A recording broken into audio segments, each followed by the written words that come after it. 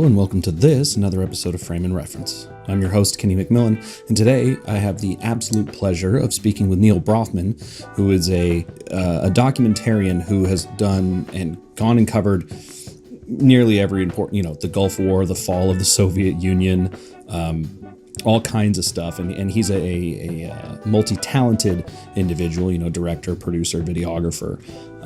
So an absolute asset to any news organization that would be privileged to have him, such as CNN. He worked with CNN for about a decade. But the thing he's here to talk about today is his miniseries Wasteland that's on Paramount Plus, about how waste is getting into the water. They highlight, I believe, 5 cities that are experiencing this level of damage. And so we talk about that, but we also, I was fascinated to learn about, what he did at CNN, some stories about being one of those more intense video journalists. Not that he's intense, but the work he did was covering intense things, and so on and so forth. So I hope you're as excited as I was to talk to him. I hope you're as excited to listen to it as I was to talk to him. There we go. And I think you're really going to like this one. So without further ado, here's my conversation with Neal Broffman.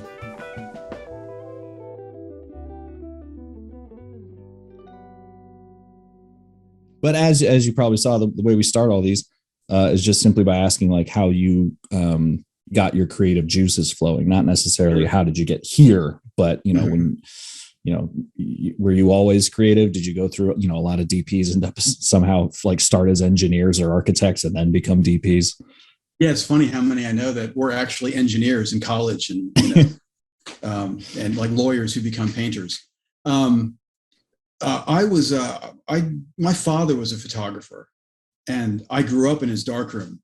He covered the civil rights movement, marched at Selma and Montgomery, covered a lot of Dr. King. I grew up outside Washington, D.C. in the suburbs in Arlington, and we were close enough that a lot of the social protests and social movements that were happening in Washington and in the country in the late 60s and everything, my parents would take me down, and we'd go march, and my father would take these photographs, and I would sit there with him and watch these magical images develop. It was really, all growing up, I can still smell the hypo and the fix and the glacial acetic acid, and it was just a great time to be with my father, and also to learn from him, because he was a super skilled photographer. I mean, his work is in the Bronx Museum in New York, and the permanent collection, and the permanent collection of the High Museum.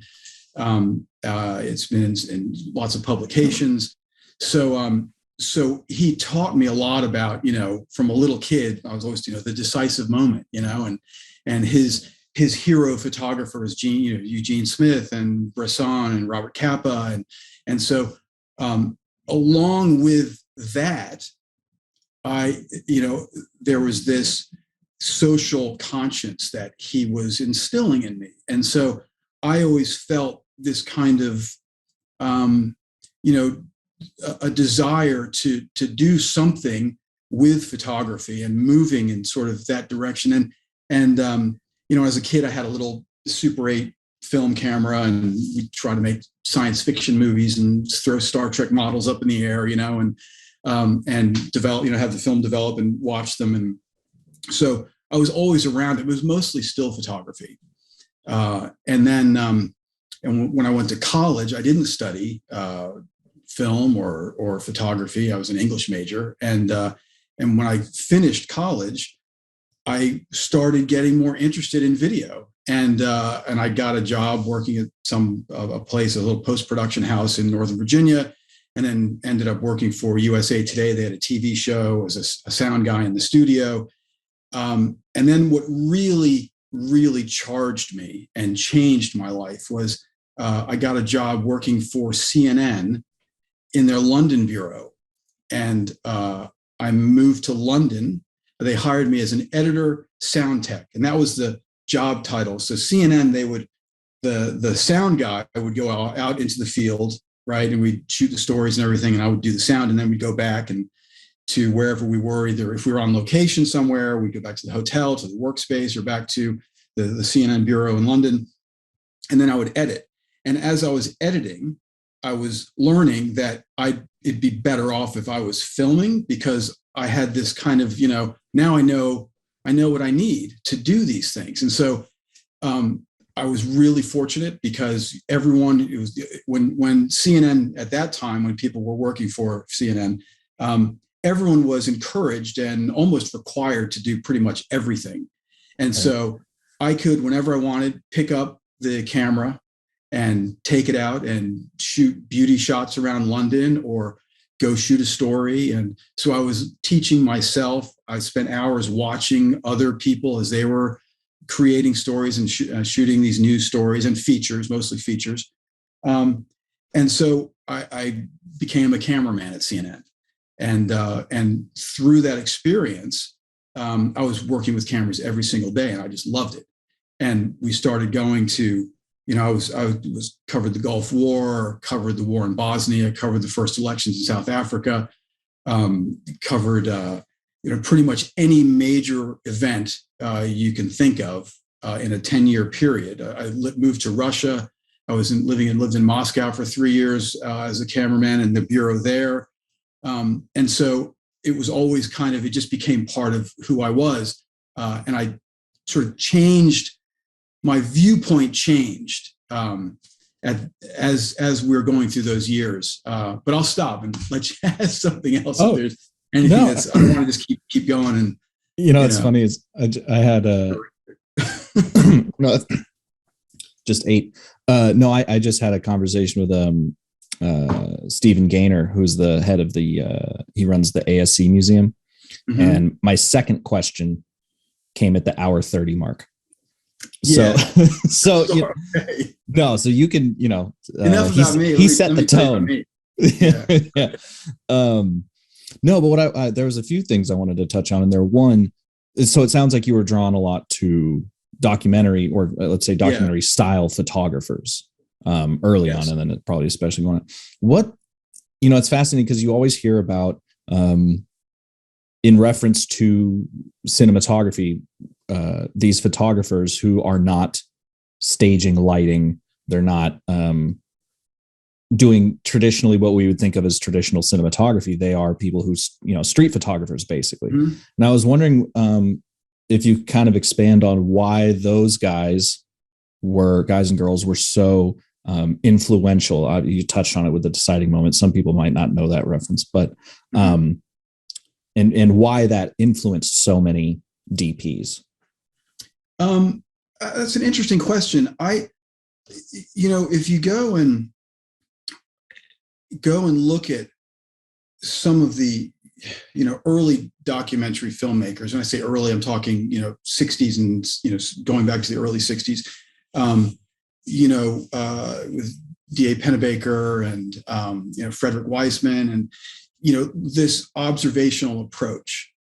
And that, I think, had a huge influence on a lot of cinematographers. I'm guessing, because I remember when I was living in London, I became really sort of fixated with Dogma 95, large Montriers, and the whole idea of, no, you can't bring in artificial anything, and you can't do these things. But of course, as a journalist, you're ethically bound not to do those things anyway. And so the whole observational approach, and then combined with a hands-off approach, was really kind of defining, this. It was, and very liberating. I go on for some of the non-documentary work that I do. I'll go on shoots and well, we want to do this, or we want to do that, and I don't, I don't know what to say, because I can't. That's not how I work. I'm much more, there to. I feel it's artificial enough that I'm there anyway with a camera, and so then for me to inject myself into a scene, I can't do that morally or ethically with the documentary work and the majority of the work that I do. But then to try to force that into it. So I think that this whole movement, these early documentary photographers, and the influence they may have had, particularly on that whole movement in the 90s, everything has to be handheld, right? And you can't add music, and you can't, all of these really strict requirements. They were stripping it down back to an approach that was almost like a documentary. And I think that was kind of the goal, and they made some interesting films doing that. Do you think that was in some way a response? I'm kind of drawing an analogy to modern times here, but do you think that was somewhat a response to how polished everything was starting to look in the cinema? And there was kind of this idea of, a lack of substance, so to speak. Yeah, it's come full circle. I think we're kind of back there. There are some really great films, but these big franchise films and things that's exactly what they are. I think so. But if you look at documentaries today, the tools that are available to people they're relatively affordable for most people who are serious about the work they're doing and have some funding and can support themselves or support a film. That documentaries are now looking more and less like the observational films, the Monterey Pops and the Ex Libris and more like movies themselves, to the point of creating reality, also to much more hands-on approach. So while documentaries, they started in this one space, a space that I just live by and I just love, they've evolved into something which is more like much more highly polished. And films, I think that's what those guys were trying to do, is trying to smash it a little bit.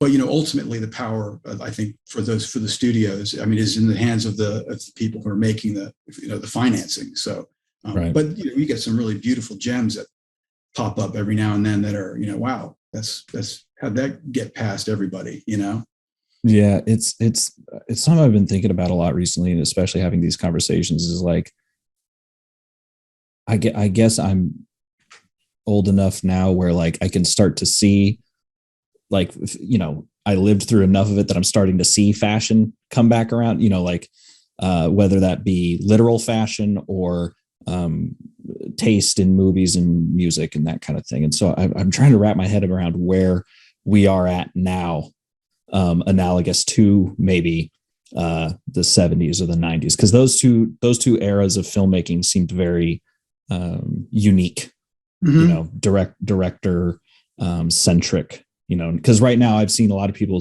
air out their grievances and say, oh, every film that comes out feels like a movie made by an AI that's just checklisting all of these things, that are supposed to make us money, Yeah. Yeah. You're right. In the 70s, you had, some that sort of, there was a roughness to some of those films that then, as the technology changed in the 80s, you had much more, Back to the Future films and things like that, which were really fun and great fun to watch and everything. But yeah, so you do it is cyclical, I think. That's the word I was looking for. Yeah. Okay. It was. I was talking about the whole, when I was at CNN, this whole hands-on approach where everyone had to do things, and we were using these. We were using big cameras and big decks, and it was a huge operation. When we would go to Somalia, I spent a lot of time in Mogadishu covering the famine there and the Operation Restore Hope afterward. And we would go and we'd bring these big edit decks, these each one weighs 60 pounds, and a mixer. And we'd go with a satellite uplink and go and set everything up. And it was just big equipment, and as one of the great changes over the years has been how the equipment has become smaller. I was going to ask about that. Yeah. Smaller, more manageable in your hands. And so when I was a kid, I'd always loved holding a camera. My dad had a rangefinder, a 2.25 Rolleiflex camera. And I'd look at that as, images upside down and you're trying to go backwards and you're trying to figure it out. But when I would travel with CNN, I always had one of his old vintage cameras around my neck that he gave me, and a Luna Pro light meter. And so if I was, doing sound, I always had that camera there, and the light meter is all manual, all made out of metal.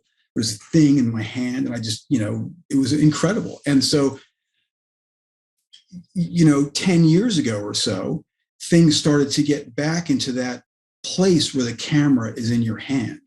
And so it's like, it feels to me when I'm working, it's like an extension of who you are. It's very, I don't want to say emotional, but there's a connection to it, And so, like we were talking about before, I have my C500 Mark II. I had the C300 when it came out, the C300 Mark II when it came out, now the C500 Mark II. And that camera is so incredible to hold. Yeah. And it's a very tactily pleasing box. Yeah, I think it's, people have different opinions about ergonomics and things like that with cameras, and people get used to whatever they're using.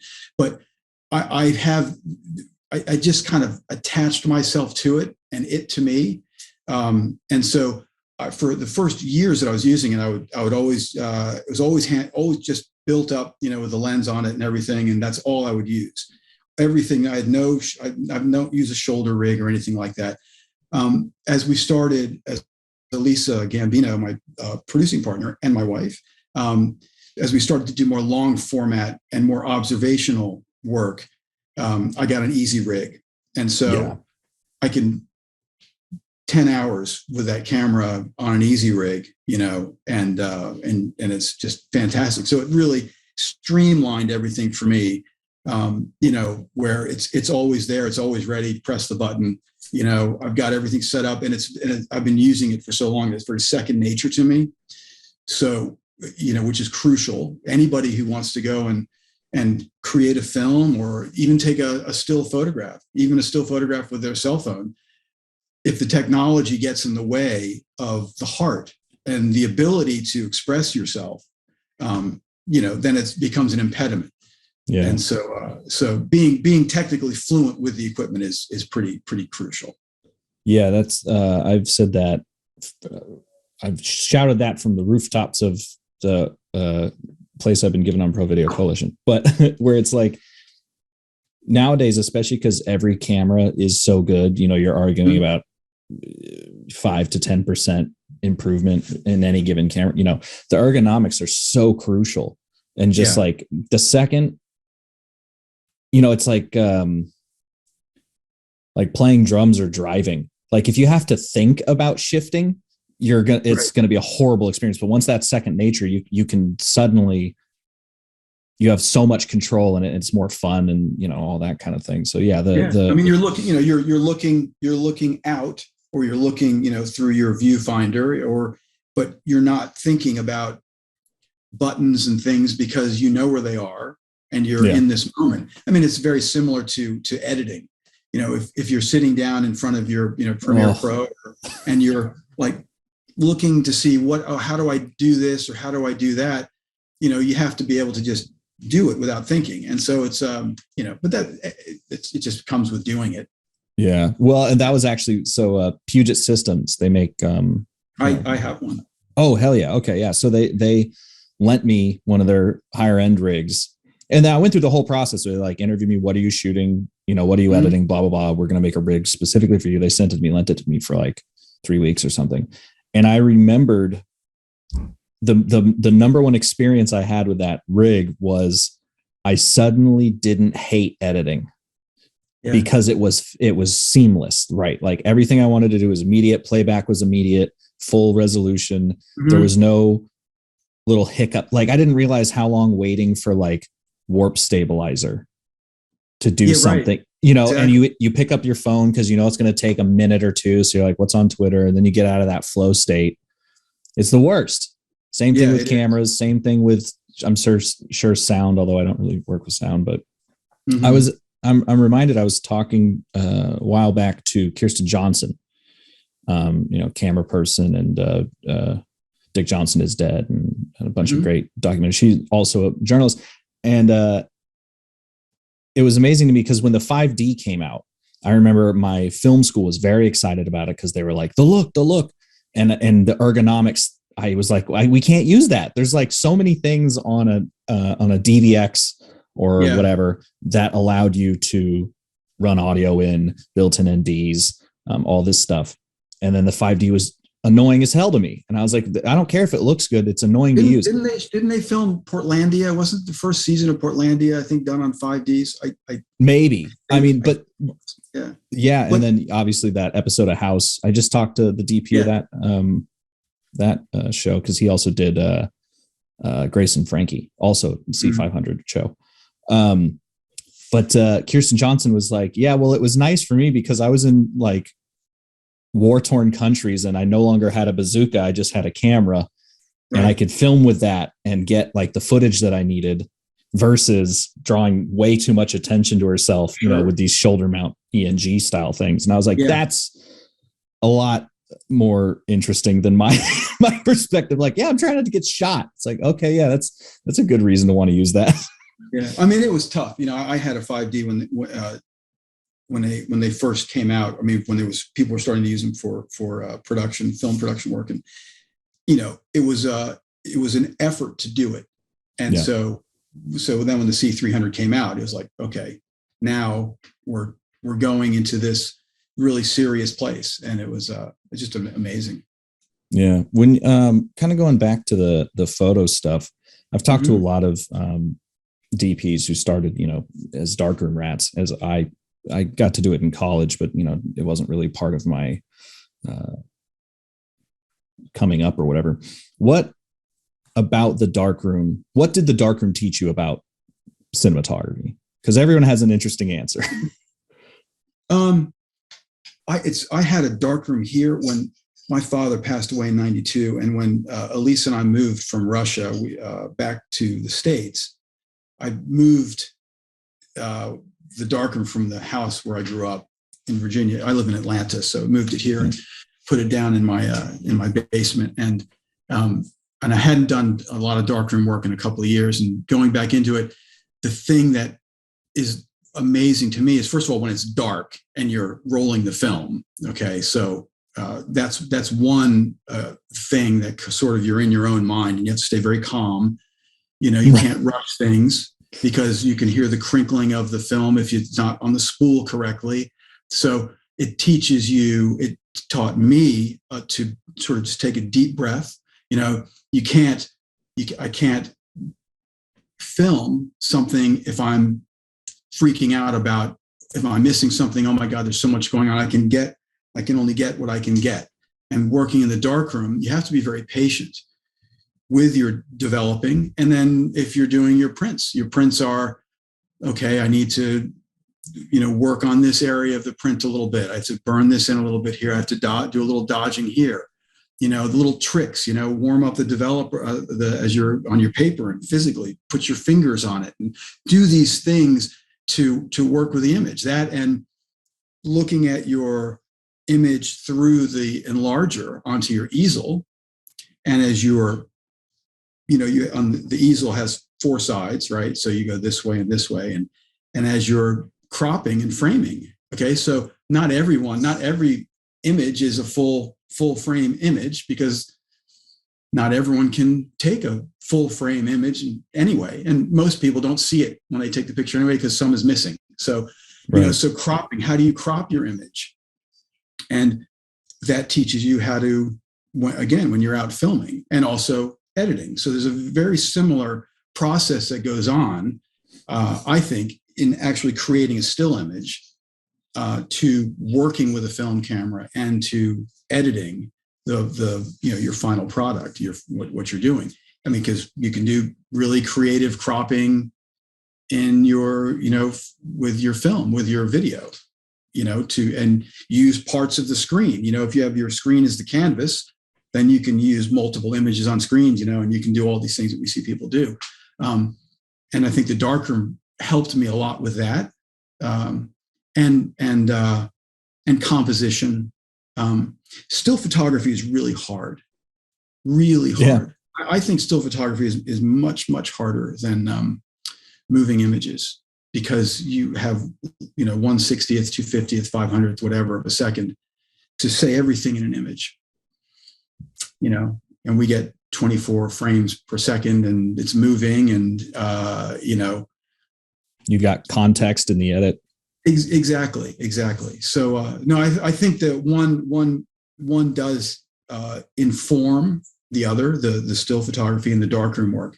Also, when you're editing, I mean, you also have to be very patient. Yeah. I used to edit in this room. I'm in Elisa's office, and my edit was back in that corner over there before I dismantled my darkroom and moved my edit room downstairs. But I would sit here editing over there, and she, was on the phone and talking, and the same sound bite, over and over again as you're editing. You're playing it back and you're watching, you're playing it back, and it's, to the point where it would drive anyone who's actually not in that process or in that headspace crazy, Yeah. And, so she put on headphones. I tried that for a while. Instead I moved, but that's I've thought about that a lot. Not like deeply, but I can only wear headphones editing because I'm like terrified that I'm annoying, and just that location of the appropriate place to cut just someone hearing that over and over again, where I know it makes sense, but they don't. I'm like, they probably think I'm insane. Like, this isn't editing. And I know. It was, I'm lucky now that I drive the cat insane. Maybe. Yeah.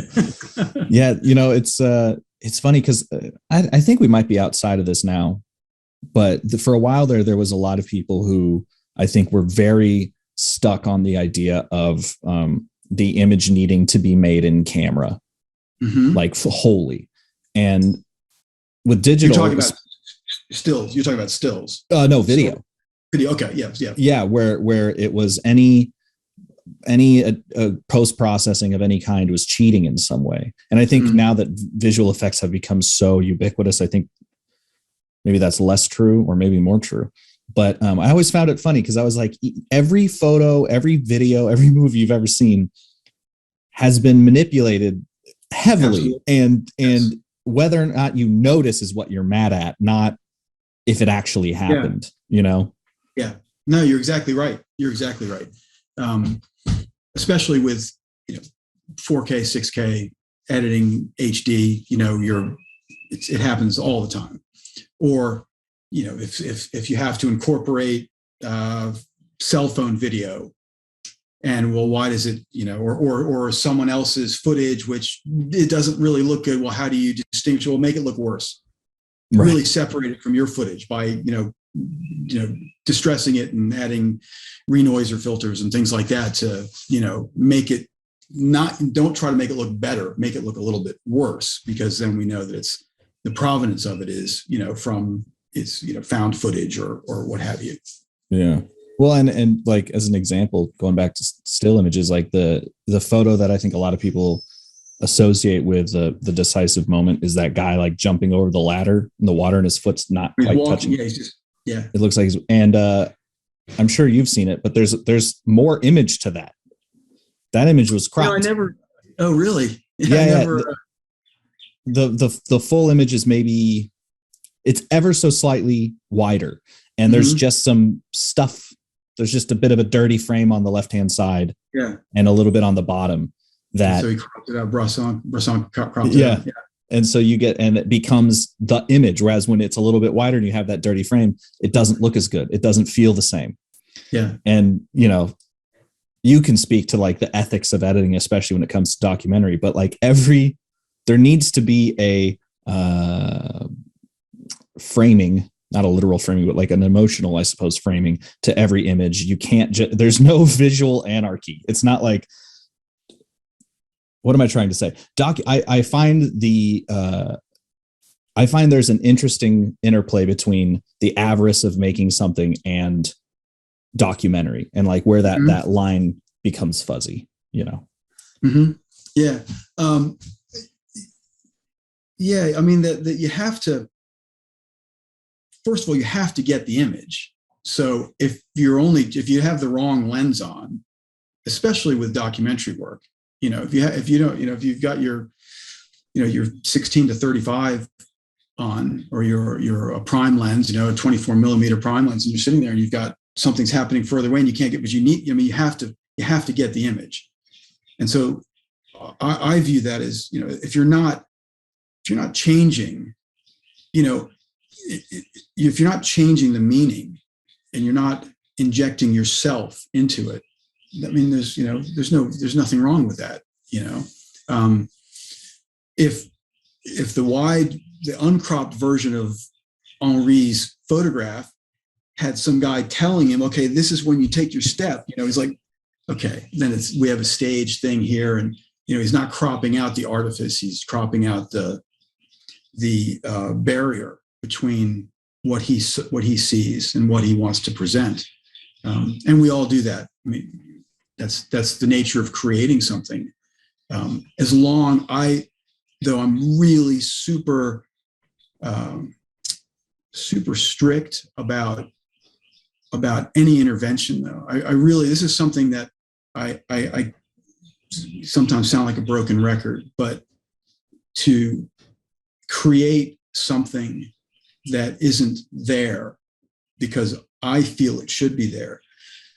I mean, this can, if you have scenes in documentaries where two people are sitting down and having a conversation about a subject that just happens to work for the subject of the film, a mom talking to her child about something, so you can very clearly see that these things are, okay, well, I need some footage of the two of you together. So why don't you sit down and have a conversation about this?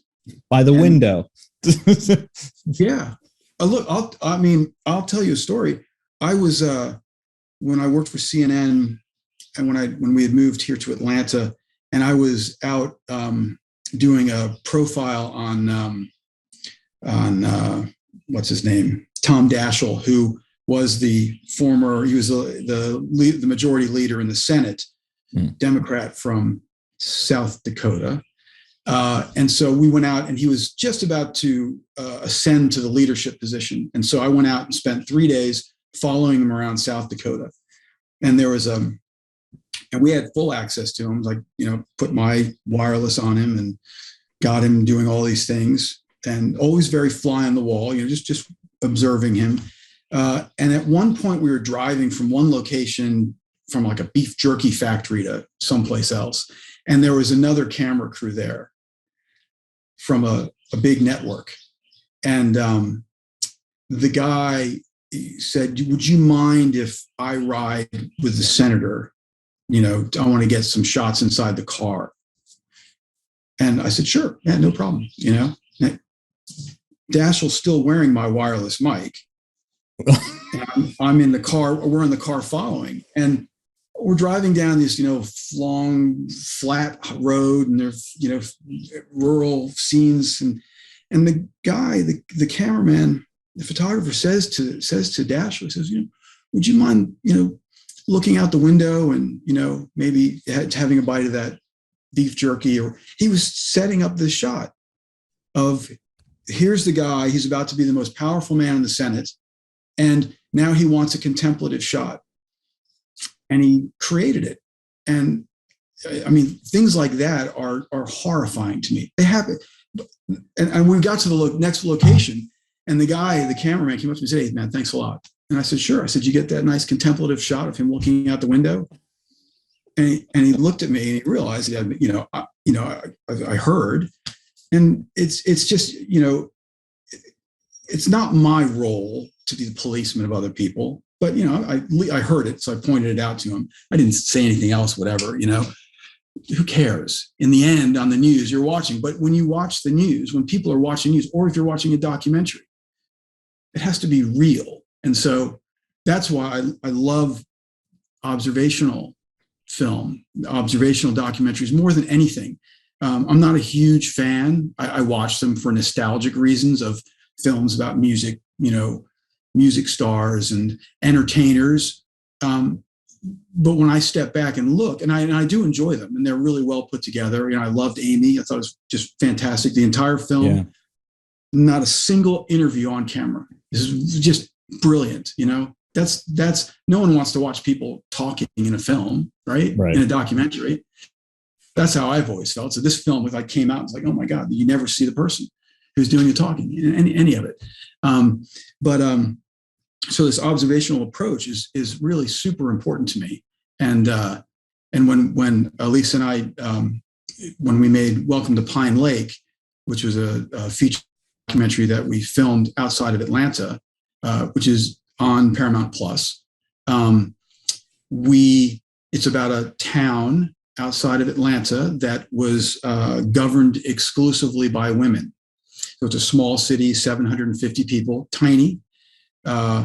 They have the municipal judge is a woman, the mayor, the entire city council, the chief of police.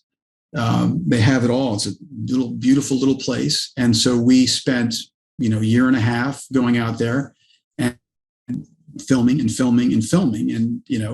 there's a little bit of interview in there, but generally, because it's super hard to get everything without a little bit of context. So, but I like to focus on that approach to filming, and these cameras make that possible. I was going to say, you definitely have to, back in the, I suppose probably Super 16 days, there had to be perhaps a little bit more urgency with getting that contemplative shot or whatever. Cause it's like, if we don't have it, we'll never have it. Like we don't have enough film.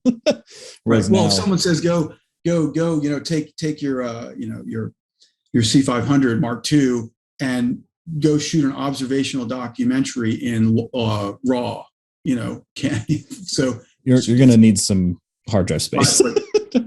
500 gigabytes for 15 minutes of, it's the nature of it's just, there's nothing you can do about it. But so, you have to pick your tools, and what you're doing. But yes, you're right. So we do have a luxury that we can roll and roll and roll. I do try not to, though, when I'm working, roll unnecessarily. Sure. So give the editor a break. Well, I am the editor. Oh, even worse. So I'm also composing. I know the shots that I need. I know that if we're filming a scene where people are, they're all doing something and, they're having a council meeting or something, right? I know I'm listening to what's being said, I'm not just pointing the camera. So I'm listening, I'm hearing. Elisa, who directed that film, is, this is, I got what I needed here, and then I can go pick up the shots that I need. But I'm not, I work very frequently with a sound guy who's based in Los Angeles. And I spent a lot of years covering, filming global health stories in Africa, East Africa, South Africa. In fact, I'm going next week to Malawi to do some film work there. And Alex, greatest sound guy in the world, the first time we worked together, he said, I noticed you stop rolling a lot. He said, I don't see DPs do that. He said, they usually, or like during an interview, if we're doing an interview, the questions are going and I'll just sit there and I'll say, hey, by the way, I'm not rolling. So let me know when you're done with the conversation, then we can start up again, that sort of thing. Or in going into a place where something's happening. And he says, you doesn't usually see that a lot. Because a lot of people go in, okay, this is the event, it's happening, and I got to get everything. And if you go with 2 or 3 cameras, then you've got to get everything times 3. Right. And so I'm just lucky that we produce the work ourselves, and it all stays literally in-house. And I can compose my sequences in my head as I'm going along. I've said a number of times that being an editor, because in college you end up doing all kinds of jobs, but then even after that, when I moved to LA, like no one was going to give me a DP job right off the bat, but I could find plenty of editing gigs, and editing other people's stuff especially, but just editing in general made me a better DP. Yeah. You just know what you need, you know what doesn't work. Yeah. that's what I said when I was at CNN. I was an editor, and I'm sitting there editing, and I'm like, well, wait a minute, this isn't the person who shot this is not an editor and doesn't really quite understand what's needed to edit a sequence together, sequences. Sequences, it's a very basic thing. And, like we were talking before about, so much is done now in the edit room, that 20 years ago, 25 years ago, the idea of a jump cut was, oh my God, was that a jump cut in there? And now it's a thing. Now it's a language. Yeah, exactly. And it's great. I remember watching Goodfellas, Scorsese, Goodfellas, and he has all these just amazing jump cuts there. They're so well done. You're like, wait a minute, was that just a jump cut? But it's so perfectly done, and so now everyone does it. But so yeah, being an editor is super, super helpful in filming. Plus organizing, I come back from a shoot, I offload the cards. I'm already putting it into the program, putting it in its bins, organizing everything, uploading sound bits to Trent for transcription, and doing all these things that by the time I sit down to edit, I already know everything I shot because it's in my head. Yeah. And then we're good to go. It'd be really hard to be an editor, I think, on something that on a longer piece that one wasn't involved in the production. Yeah. You'd have to obviously put in the time to watch all the footage. That's the hard thing. Can you imagine, like a documentary is probably worse than narrative, but yeah, just having to sit there and just watch because so many people don't do that. So many people just jump into the edit and start trying to find clips to match, whatever they're doing. And it's like, no, part of the job, because part of the job is watching everything back. You have to. You have to. There's no substitute for that, especially with a documentary. If you're on a set somewhere and you're doing a commercial, or it's something which is really small, even okay, but you have to look at everything. Yeah. Especially with just the all the work that we did over the years in Africa. You get on the airplane and you fly 15 hours and then get on a smaller plane and you go somewhere else, and then you get in a car and you drive 10 hours to get somewhere else, and you shoot everything there. You're back at the room that night offloading cards, and I'm looking at footage there too, checking, did this work, did that work, because as soon as you do that all in reverse, and I'm sitting in Atlanta having a cup of tea, I can't go back to the hospital in Gondar, Ethiopia, and have the woman give birth again. You gotta work with what you have. And one of the things that that's been a real game changer for me has been, the ability to travel with the smaller gear and Pelican cases. So the C500, all that in one Pelican case, and then all my lenses in another case. Elisa carries one on, I carry the other. And it's just it makes it so much, better, so much easier once you arrive, also going through customs, equipment lists and things like that. So, but yeah. Yeah. Actually, there was two things earlier when we were talking about observational films and, Amy and all that. There's a 30 for 30. I can't remember which one it is, but it's entirely put together from news clips from that day. Oh, really? Yeah. That's cool. No voiceover. I think Billy Corgan made it or something like that. It's weird directing, but yeah, it was like a really big day in sports. Like a bunch of stuff happened at once. And I think there was the San Francisco earthquake happened at the same time or something. There's just a ton of stuff. So that it's an hour long, I believe. And it's just news clips from newscasts. And I was like, that's a fascinating documentary. Cause about halfway through it, you realize you haven't heard one voiceover. Except the reporters, right? Or they, but it's literally as if you were just flipping through the news and the story just happened to unfold in that way. And it's very fascinating. But I was going to ask, kind of on that topic of how things have gotten easier. Maybe do you have any perhaps tips for people who are in the documentary space that can make their job easier? Maybe some, not shortcuts unless you have those, but maybe some things that you've learned over the years that you can do, or even more importantly, shouldn't do. As far as in which the arena? production aspect, the like production just aspect. getting the shots you need, working quickly and efficiently. You know, I mean, one which seems really silly, but a lot of times people, you're making your film, but you need to get scene setters, right? So okay, let's go get some B-roll of street scenes, and I've had young people, interns who have come and worked with us for a period of time, through local colleges and things like that. And I'll often give them the camera and say, just so they can practice. And if we're out on the street, so let's go get some street scenes. We're here in Atlanta, we'll get some street scenes. And we'll put the camera, bring the tripod and the camera. And one mistake that a lot of people make is they keep moving. Oh no, it's better over there. Oh no, it's better over there. Or it's better over there. So no, just, you've picked the reality. People are only going to see what you film. They're not going to see what you don't film. That's called dreamo-vision. That's you either, if you don't have it, you don't have it. But so you say, this is the place that seemed interesting for me first. So I'm going to set up my tripod here, and I'm going to spend 15 minutes here, right? Just in this one location before I think, oh, that's a better location over there.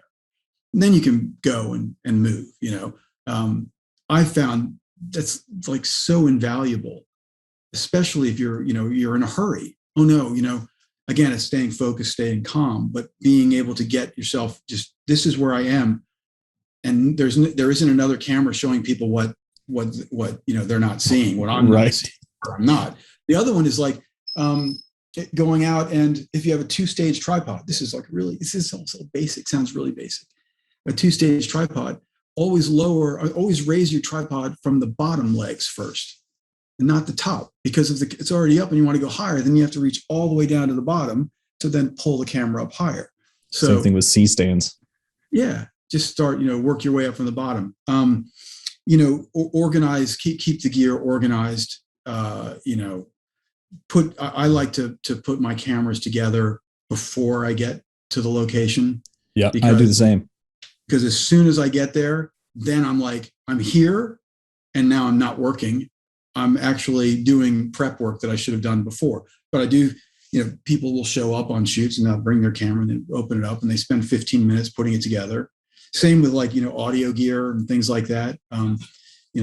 Make sure your lenses are clean, make sure they're all organized, make sure your cards are formatted and ready to go. And, those kinds of things. Have someone, if you're going to get in the car and drive somewhere, make sure you're sitting in the right seat. Oh no, I have to change them. Oh, I got in the middle, I need to be over here. Or, does the back window of the van not open? Well, maybe you need to be in the front in the passenger seat where you can roll the window down because you can't do it in the back. Does the car have a sunroof that opens up all the way, or is it just a little bit, and can I stand up and do something through there? So, don't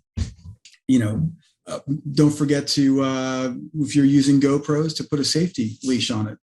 I went and shot a thing. We're doing a film for a nature center, and I had to get kayakers and doing whitewater stuff. So I went down and I got this brand new GoPro with a nice, the strong suction and everything, or the tape that they used to come with like 10 years ago, stuck it on the front of this guy's kayak, hit the roll button, and he went out there, and like 30 seconds later, it's like gone. So, yeah, those I've lost.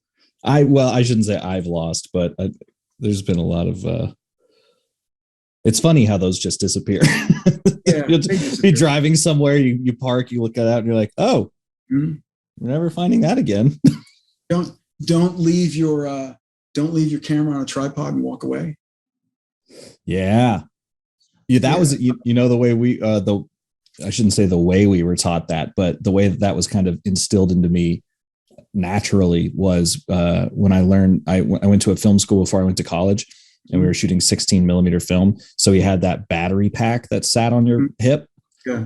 And so if the DP ever walked away from the camera, the whole thing would go down. So everyone was just terrified to leave. Like, it was like, PTSD. Like, even if you didn't have the battery pack, you were like, if I walk away, it'll fall over.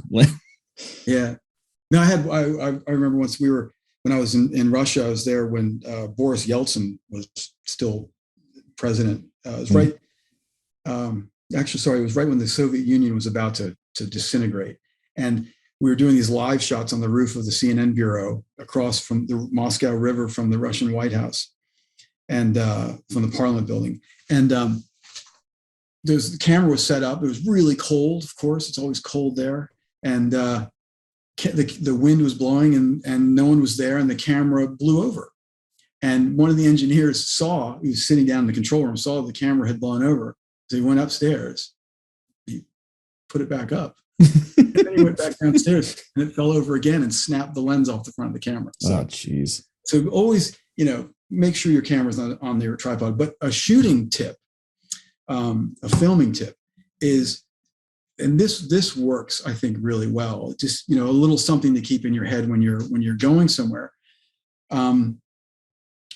Your shots are typically your wide shot, your establishing shot, your wide, medium, tight, pan left, pan right, tilt up and down, right?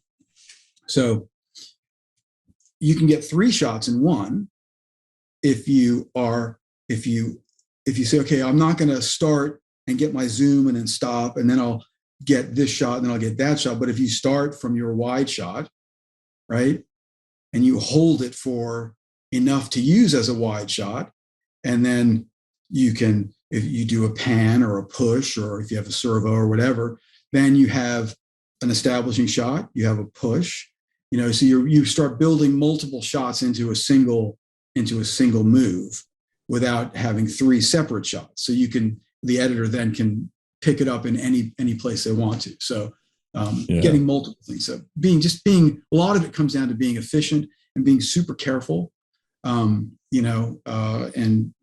being attentive to being respectful of the people that you're working with, that you're filming, most importantly, I think to leave and have done no harm, and have the people that you just worked with actually want you to come back and, hang out, have a beer afterward. They don't want you to leave. They want you to stay, and which is nice, leave a good impression, be professional.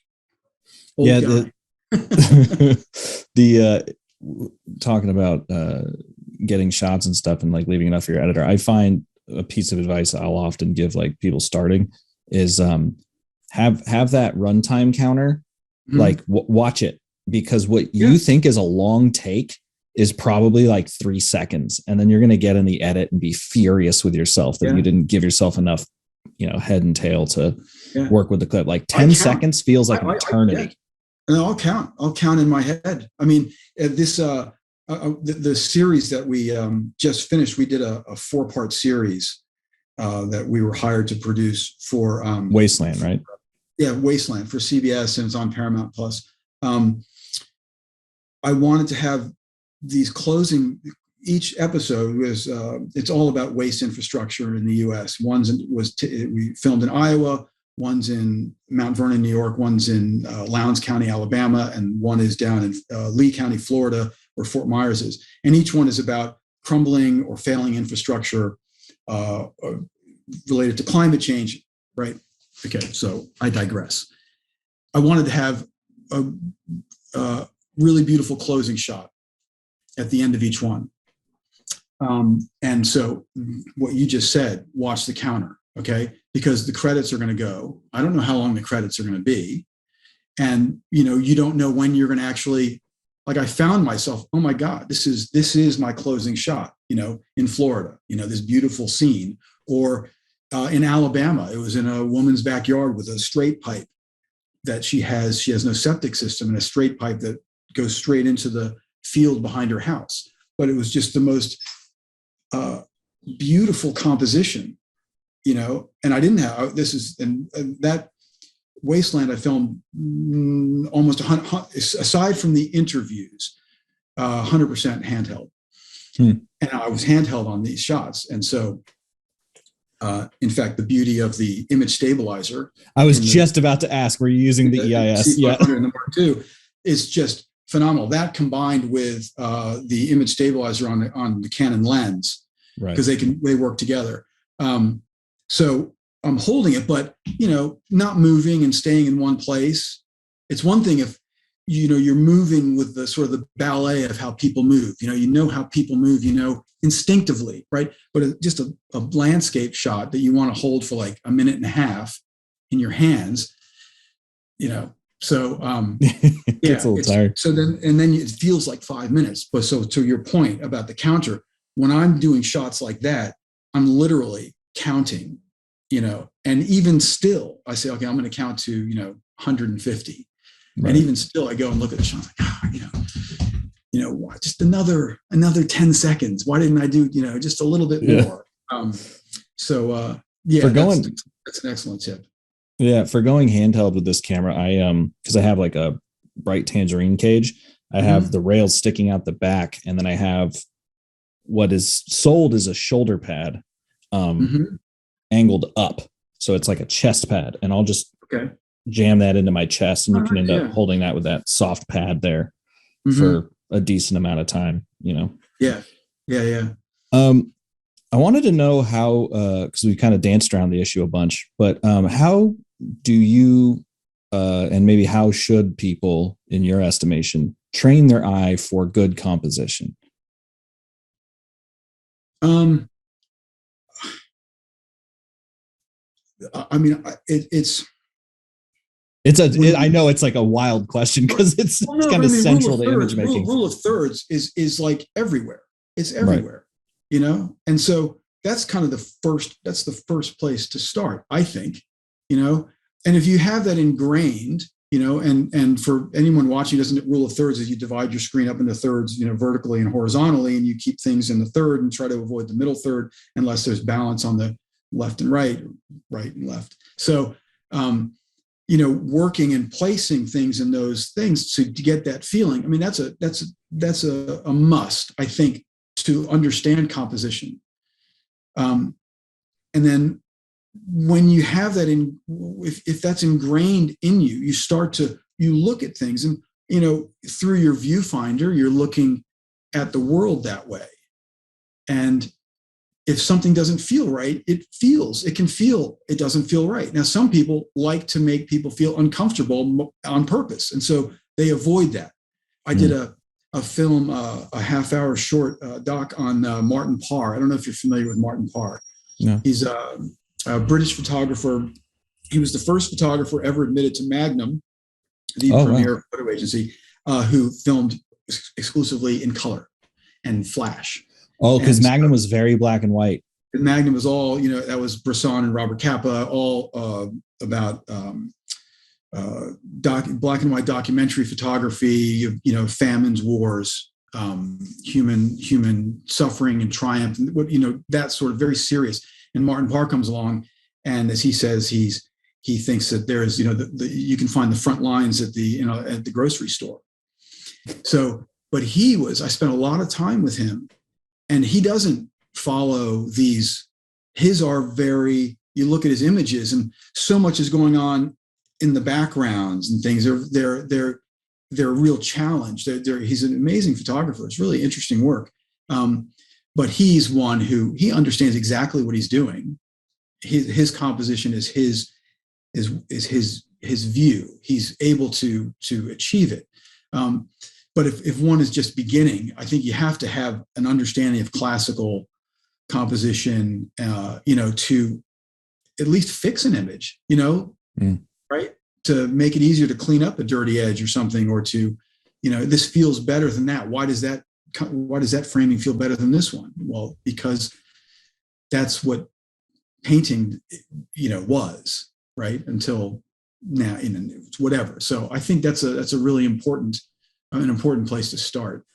Well, and something that you kind of said there that has been echoed on this podcast is the feeling of it.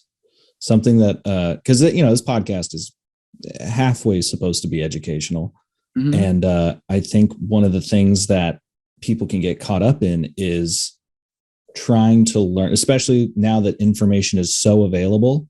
People can get, and I say people, like I'm including myself in this. Mm-hmm. You can get caught up in trying to be too prepared, trying to be like, to know that every situation you're going to be in, you're going to have an answer for. And so you'll look up what that correct answer is. And a lot of times with film photography, there is no objective correct answer like there is in engineering. It's a feeling. It's you know, feeling. You just feel, if it feels good, you don't have to explain why it feels good. That's why the image exists. Yeah. When you're working and it feels good, and then you get another shot that feels good, all of a sudden you have this energy, because it's all, you have these moments where everything just starts to click, you know, and then you start, man, that's awesome. But I've watched films like, I was watching Agnes Varda, her film about the Black Panthers in the 1960s. And there are times when things for me don't feel like say you're, you know, a sign, you want to get a sign, but the shape of the sign doesn't quite work with. And I always watch how other people, if I see someone do something, oh, wow, I'll just tuck that one away because that worked. Okay, maybe a pan across a sign has a purpose. Maybe that's instead of trying to do a beautiful composition of a sign, maybe you can do a thing, you know, something which to me feels very strange and uncomfortable, but there's a reason to do it. So, and I'm always watching what other people are. I mean, as we all do. I mean, that's how we get better, right?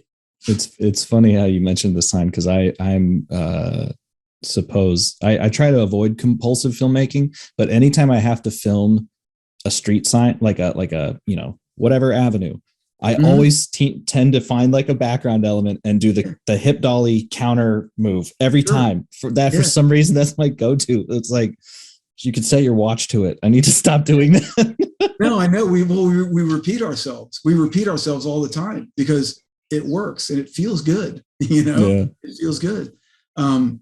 I do want to tell you though, it's a radical subject change. Now, okay, go for it. I do want to tell you that this, that Wasteland series, I hope that people can watch it, because I'm pretty proud of it, especially because, and I don't normally say this about my work, but because we filmed, we did everything. It was all shot on our Canon cameras with my Easy Rig.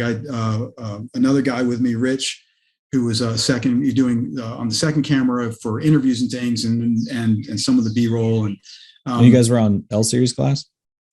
On L series lenses? Yes. Yeah, I've got a whole bunch. So my go-to is the 16-35.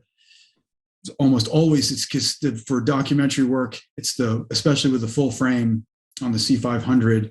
Yeah. I like to be right there. You know, it was weird when the pandemic started. I like to be really close to people, and I thought I'll never work again. Right. It'll be so, you know. Oh, right. How can you get anything that has any kind of feel when the person's like, you know, 10 feet away? Yeah. All of it was on Canon glass. And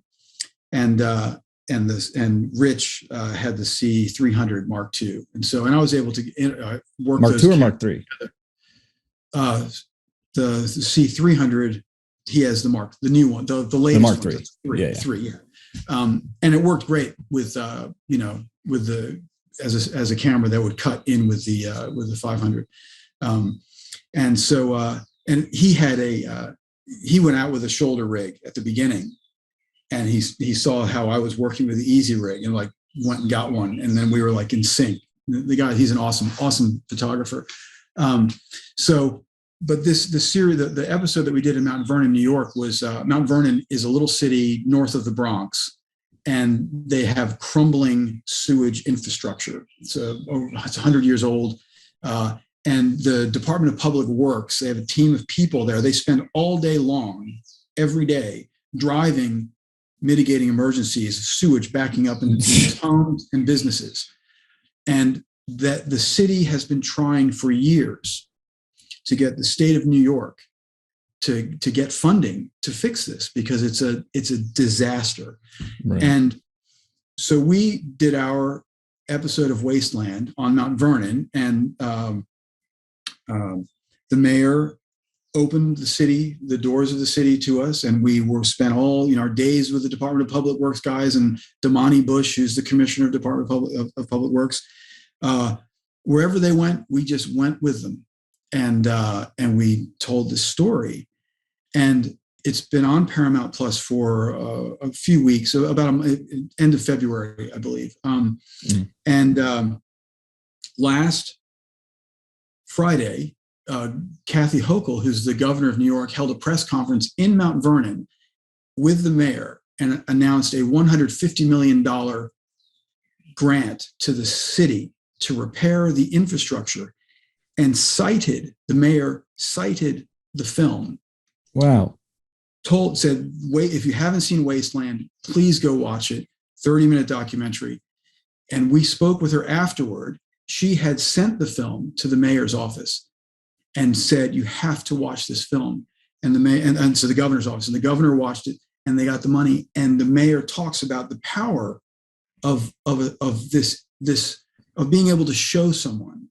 And so to make a film, right? Now I'm talking to like all of us, to make a film where you can draw a line to a positive change that's happened as a result of the work that you've done, to tell an honest and true story, to change people's lives. That's fantastic. I mean, I just couldn't believe it. And it's really, really gratifying, It's, I can't imagine. Like my buddy spent years making a documentary that I technically helped on, called In the Dark of the Valley, about a nuclear, apparently the worst nuclear disaster in the country happened here in Simi Valley in Los Angeles. Okay. That no one knows about. And MSNBC bought it, put it on TV. And I was just going through Twitter to see if anyone watched it or anything like that, because we didn't know what it was going to do. And just the number of people who like had no idea, and then started finding the woman who's the subject of the film and like her activism fund and all this stuff to like help clean that up and help stop that kind of thing from happening in the future was amazing. And like, I think it kind of bowled my friend over, because for a while there, it seemed like he was numb to it. It's like, I think when you have a visceral numb to it, because it was just like intense, like to make a film that literally like, here's the problem, and then the problem gets solved. You're like, oh, it does matter, Yeah. It's pretty cool. It's pretty powerful, a lot of responsibility, with having that, power to do that, it's pretty crazy. Yeah. I've got to let you go, because we're kind of a little bit over time, but I kind of end these podcasts with the same sort of questions. They get modified every week, but the first one I'll half modify. What is normally I would say, if your film is in a double feature, what's the other movie? So we'll use Wasteland, but maybe movie or series that you think is tonally similar, or maybe dissimilar. Maybe a contrast would be interesting there. But if you were to program a double feature for Wasteland, what would be the other film? I liked, and I can't remember. I saw it. It was the one about what's the chemical that goes on Gore-Tex, and it was the film. It was done in the pollution. It was Ohio, going down the Ohio River. And was that Gore-Tex or the nonstick pan stuff? Yeah, but it's the same material. It's on Gore-Tex. It's on nonstick pans. Oh, is it? Yeah, fluorocarbons or whatever. And yes, and there was a documentary that was made a couple of years ago. I think I know what you're talking about. I don't remember the name either. That I saw up at Hot Docs. That would be a nice one to counter program, because it shows. Our film talks a lot about it's sewage, it's blue-green algae blooms in Florida as a result of leaking septic systems. It's people in Alabama who have septic systems which have failed, and so. But that film is showing, okay, now what happens when industry has a leaking septic system, right? And it's not human waste; it's chemical waste. Right. And I feel terrible. I can't remember the name of the film. I'll, when I record the intro to this, I'll make sure to have it be a note. Yeah. Yeah. Give everyone a preview of what comes at the end. That's a great answer though, because the tangentially, it's like when BP or whoever says like, oh, you know what we should do to fix the environment is you guys need to recycle, and you're like, BP, I think we can. I think maybe we need to look a little more inward before we start telling me to throw away the Pringles can in the right thing. Yeah. No, you're right. But second question. Okay. Oh, so go ahead. The Devil We Know. That's that what the name of the film. That's the name of the film. The Devil Excellent. We Know. Love that. Excellent film. Excellent film. Second question. This one only goes to documentarians. Do you have shoe recommendation? A shoe recommendation? Because documentarians are uniquely on their feet for 80 hours a day. And they always have a shoe recommendation. I know. Mine are usually uncomfortable. I just got a new pair though, because of this trip we have coming up. I got these Arc'teryx they're hiking shoes, but they're low tops, and they're really comfortable, and they're not that expensive. Yeah. And so I got them, and I put them on. I'm sort of wandering around the neighborhood and trying them out, and they're super comfortable. And I think I'll be able to go all day in those for sure. That's I'm 90% sure someone else recommended. I've noticed that there's like the recommendations tend to be Hoka. There's like an Adidas, La Sportiva thing, and then the Arc'teryx. Oh, here. And there we go. Oh, look at that. We actually get the photo. Yeah, it's the I don't know what model it is, but it's really very, very comfortable. And hashtag not sponsored. Right. She's got this beautiful Vanna White version of the photo. Final question, and I was going to actually ask this earlier, but it got away from me. Especially with your work with CNN and all this this amazing body of work you have. I was going to ask about any mentors you had, but was there any advice that you either read or received from anyone that you worked with, or maybe didn't work with and was just around you, that stuck with you over the years that helped you become a better filmmaker? Some of the advice that I got was more ethics based. Sure. I did get some from when I was younger and I was working with more experienced shooters. I would learn from them. And so, from some it was get closer, be closer, and my father as a photographer would always say, you can, be close to your subject matter. James Noftway, he's a fantastic still photographer, and he's always very super close, get close. I like that. But the ethics thing, I keep going back to that, but I was so, like, when I was at CNN, I left CNN 20 years ago. So, but when I was there, the president of the network, Tom Johnson, who is a journalistic mentor, he's just amazing guy. Tom, there were a lot of questions about what can you do in the field, what can't you do in the field, and so he came up as a journalist. He said, "Okay, these are the rules of play. This is what you can do, and this is what you can't do." Because I saw these rules violated, and I've got stories I could tell you, about all sorts of things which are just terrible. So I took his little his cheat sheet, and I printed it, laminated it, stuck it in the side of my camera. And I'm sure that people thought I was a complete jerk. Nice, but if anything would really cross the line, I would say it wasn't me talking. I would say, look here, and I would take the card out. We can't do that.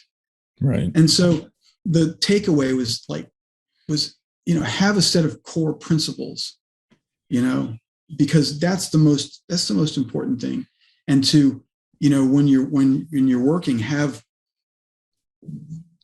don't feel as if we should never we can always do better. We can always, tell a better story. We can always get a better shot. We can always, but you can never regain your respect for yourself by breaking rules or, because it doesn't, this is documentary work. So, to be fair, I went to Arizona State. I've said that a billion times on this podcast.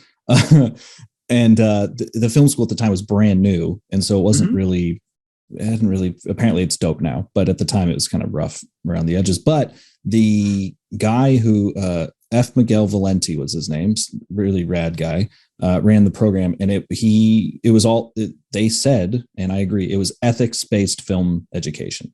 That was like the first few classes we took. And this is for narrative film. They were like, we're going to talk about the ethics of making films, not only what you're saying, because that matters. If the film Kids was cited once, we had to watch that. And he's like, how did this break some of the rules? And we were like, do we have to write a paper? Because we can. But also going into the kids thing, like how you work with others, how you film it, how you do it, not just the message. So I think that is a universal truth. Yeah. Yeah. It's super important, Do you still have that laminate? Do you remember what the rules were? I probably do have it somewhere, because I was really kind of, it was really important to me, because working with reporters, we just on Wasteland, we worked with Adam Yamaguchi, who's just awesome. He's just a super, super guy to work with. He drove the story forward, and then we had the ultimate freedom to, go on these tangents of more observational, but we had a reporter on it. One of the reasons I left news was because I didn't like working with reporters, because I always felt like the reporter, and I still feel this way in many, especially in many instances, that the reporter is a barrier, just becomes a barrier, to the viewer. And so I did a lot of these nat sound pieces, we called them at CNN, when I'd go off and I'd take the camera and I would go film things and put together stories without a reporter, little mini documentaries, and, CNN would put them on. I always felt like that sort of scripted voice of God approach. And documentaries have really evolved, because 20 years ago, documentaries were all voiceover, this happened and then this happened. Attenborough style, yeah. Which is great for nature. But for nature films, sure, right. But now documentaries are, largely interview instead of, interview driven, without a voiceover, but actually there is a voiceover. It's the interview. I think, breaking down these barriers between the ability of the viewer to access what they're seeing and create their own, what if you don't like the voice of the person who's telling you the story? It's a great story, that happens. What if you don't like the sing-songy delivery of the Live at 5 reporter who's telling you an awesome story, but you can sing along with the cadence of the delivery. Right. So everyone has a reporter voice. Yeah, exactly. Even reporters. Funny. This is a completely off-topic question, but do you know who invented that? Like who is the first person to decide that that's what news had to sound like? I don't know. Maybe Edward R. Murrow. Maybe it goes back to this sort of, kind of the very serious, the dawn of television news guy who was doing that, and then you had a lot of older reporters who, like CNN had anchors or back in the 80s and 90s who were from that era who did that a lot. And now you hear it all the time. But then you have new iterations of that. So you have like you'll have the younger, more slack version of that, where it's much more conversational, or two people doing tag team on a paragraph, where you hear this on NPR. They do that a lot. Where one person delivers the first half of the paragraph and the other one picks up like they're playing off each other. These are all, it's entertainment. It's all entertainment, right? That's what we're creating. But yeah, so the reporter voice is really something. It's still out there though. That be with us. Oh yeah, probably forever. That's just what the language, literally the language of news is. Maybe it'll change. Maybe there'll be a Dogma 95 for news. I guess that was Vice for a while, wasn't it? Yeah. Sure. We're gonna push this through in S-Log, not even color it. Like, yeah, right. No, yeah, I love. You see that all the time, don't you? You know, you see stuff online. It's like, oh, wait a minute, why does it look so brown? They're like, oh, it looks. I remember when cameras. I gotta let you go, but I just do remember when cameras first got log, and people, like clients, were requesting to leave it in log because they thought it looked more professional because the camera they spent tens of thousands of dollars on shot like that. So they were just like, yeah, let's that looks cool, man. And you're like, no, it looks like crap. And then you throw the transformer on. They're like, no, that looks like digital now. You're like, what? Or someone is using their Canon camera, and they're putting the LUT on it so they can, which is super helpful. Or people will film with the LUT, but just for the viewfinder, and then someone say, well, wait, it looked awesome when I was out there. I thought it looked great. Why does it look bad now? Because it's an assist. It's a tool to help you. Well, awesome, man. Thanks for spending the extra time with me. That flew by. Speaking of time flying by, it was really fun. Next time you have a project coming out, please come back and we can chat about that. And I'll be in touch. Thanks. Frame and Reference is an Owlbot production. It's produced and edited by me, Kenny McMillan, and distributed by ProVideo Coalition. Our theme song is written and performed by Mark Pelly, and the F&R Mattbox logo was designed by Nate Truax of Truax Branding Company. You can read or watch the podcast you've just heard by going to provideocoalition.com or youtube.com/owlbot, respectively. And as always, thanks for listening.